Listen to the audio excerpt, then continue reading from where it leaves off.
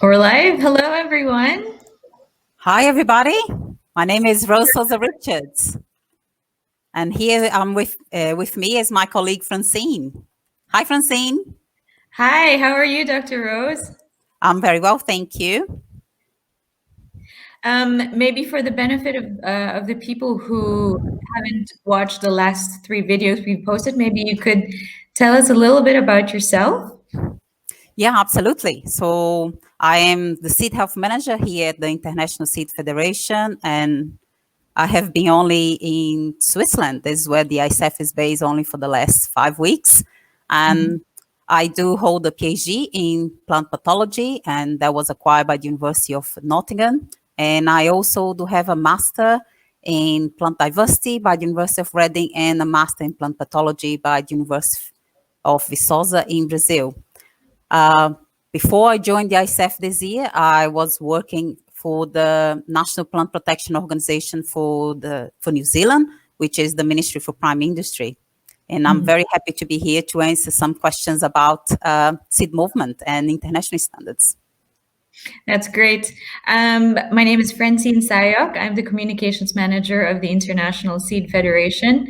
And I want to thank people for joining us for this live Q&A with Dr. Rose. It's the fourth week for us at ISF working from home, as is the case for many of you out there as well. I think this is a good chance for us to talk to all of you about the important issues, the important topics that we as ISF focus on. And doing this by means of interaction on social media is a good way to reach a wider set of audiences.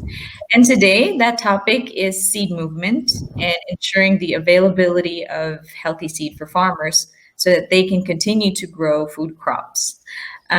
Last week, if you remember, we posted a series of 3 videos explaining key elements of ISPM 38 and creating a favorable regulatory environment for seed movement.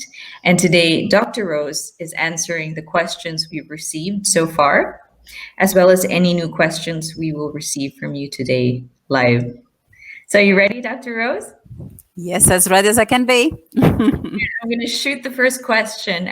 This is a question we've received, and he wants to know, apart from the certification of seeds to ensure that they're free of pests and diseases, do you consider how the seeds can adapt in other parts of the world before exporting or importing them?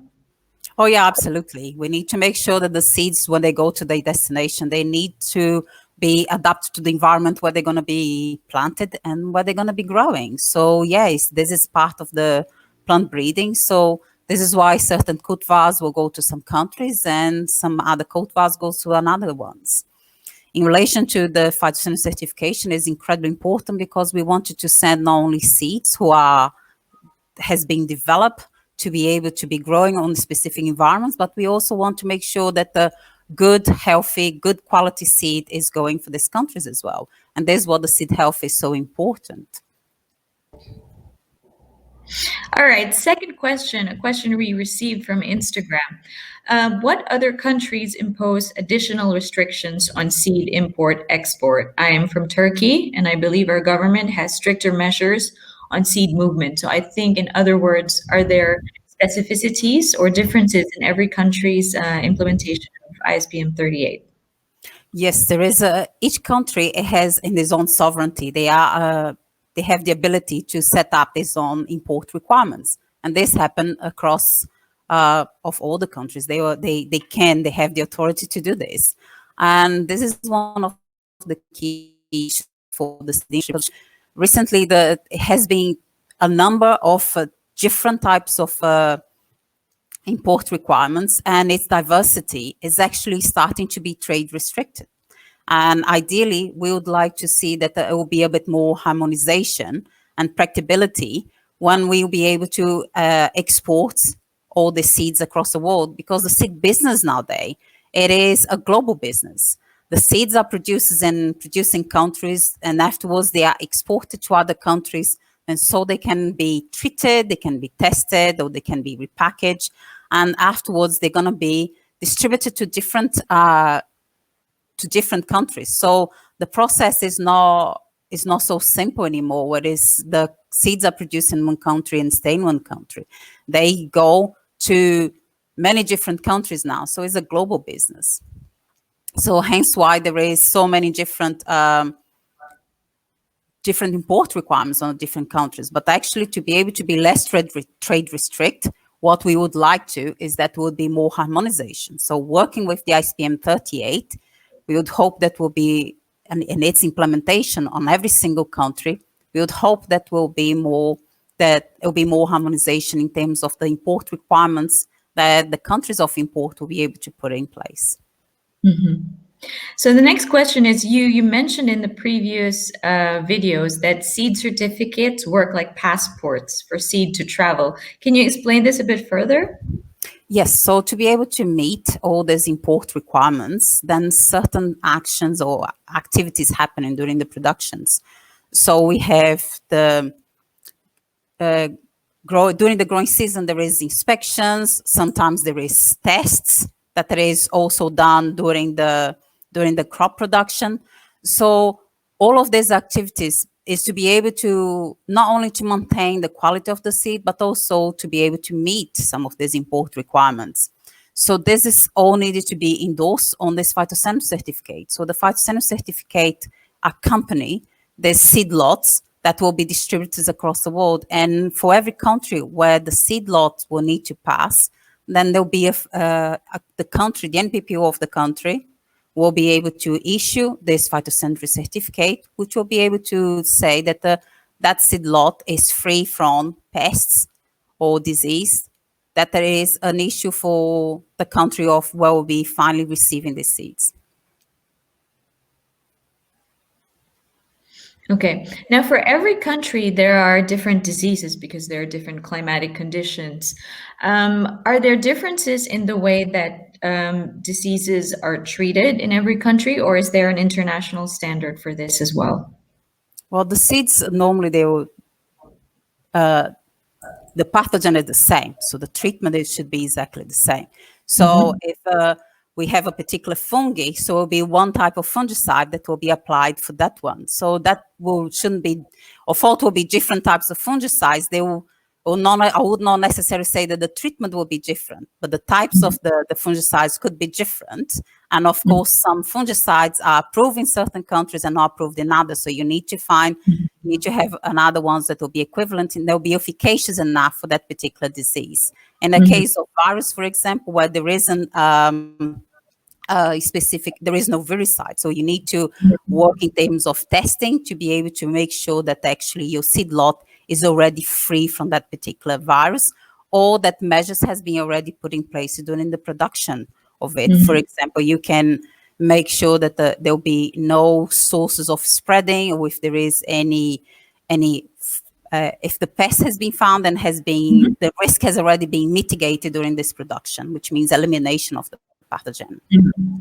Now, we know that ISF works on a pest list, the Regulated Pest List Initiative. Could you describe to us a little bit more about the work of ISF on this area, and why is it essential for ISF to work on a pest list? Well, it's incredibly important that we have, as an industry, we have this the pest list, because actually sometimes what we have observed is that some of the pests which are regulated, their seed is not a pathway, or the pathway has not been proven, which means that we needed to make sure that actually these kinds of pests shouldn't be regulated. So hence why the ISF has taken the initiative to develop this, to have this work. And as the ISF pest list can be easily found on our website, so I recommend everybody to go and look. You're probably not going to find from all the different crops that is produced, but it is a work that is still continue, and we would like to expand more in the next few years to come. So this has been a work that has been going on for a number of years, and it's incredibly important that we highlighted more and more to the national plant protections that actually not all the pests that they are regulated under the seed for planting, they are necessary. The seed, it is a pathway. What we're asking is this: have a look on the scientific evidence, and we can and see that actually there is no evidence that some of these regulated pests should be there. And taking into account the new standard for international movements of seed, the ISPM 38, it's very important that because the text of the ISPM, it does say that actually when doing a risk analysis, then to be taken into consideration that the seed, it is a pathway, and also if this has been observed under natural conditions, because because the experimental conditions sometimes is not mimicking nature. So actually the pathway would not be proven in certain case. So it is very important that in this case, the international standard, the ISPM 38, should be implemented, should be taken into consideration during the process of the risk analysis, and also further on the process of the adoption of risk management. Now, I want to talk a little bit about emerging diseases. Is it part of ISF's job to keep track of emerging diseases, specifically seed-borne ones? This is a very interesting question, Francine. Emerging disease is an issue not just for the governments, but also for the industry, because sometimes it happens so fast. There is the case where the disease is not necessarily a new disease, but it's an old disease that has come back. So I wouldn't say that it is necessary our solely obligation to be able to be aware of it, because sometimes we are caught as in surprise as much as the NPPOs are as well. So, but it is something that we need to keep monitoring, and we are monitoring, but also to be able to see if we can understand better why these emergent risks these emergent pests are appearing. Okay. Now we have a question here on what is ISF doing during the International Year of Plant Health, and I think I can take this one. Well, the private sector is one of the contributors, the main contributors to ensuring plant health. And we know, of course, that plant health starts with seed health, and seed companies contribute to this effort by routinely testing seeds and maintaining the availability of seeds in different countries. So these healthy seeds that can grow into healthy plants. And ISF is fully engaged in the International Year of Plant Health.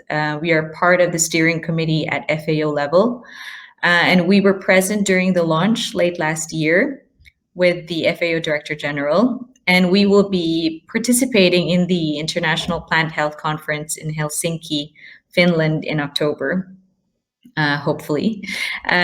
We are also collecting and sharing stories from the perspective of those very dedicated people from seed companies who are working in their seed health and quality assurance department. They're really the ones at the forefront of seed health, and they have very interesting stories to tell. So if you are one of those who work in a seed company working for seed health or quality assurance, please reach out to us and share to us your stories. We would be happy to share them as well to our audiences. Okay, now another question. What is ISPM 38 and how did we come up with it? How did it come about?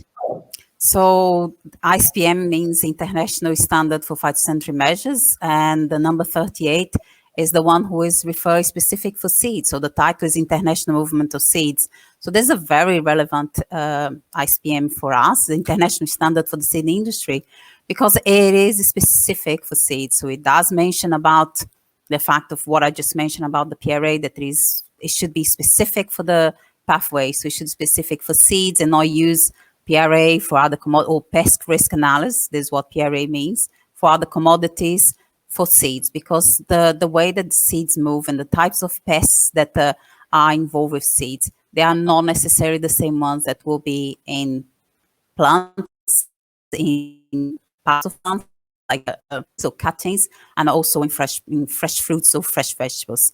So this is why the ISPM 38 is so important. It gives more a context. And also it does drives home into all the different risk management that they should be implemented. So all the different options. And also it does talk about seed testing, and it does talk about that molecular and serological testings, they are indirect tests. So it is very important this for us, because it is very specific for the seeds. And so as a result, it is very important that it is fully implemented by the different NPPOs across the world, and who are responsible for the international standards for phytosanitary measures is the International Plant Protection Convention, so the IPPC. They are the ones responsible that they can do, they develop and they draft these international standards, which can be implemented from all the countries in the world. And this can facilitate the international movement of seeds, because then we'll create a situation of harmonization.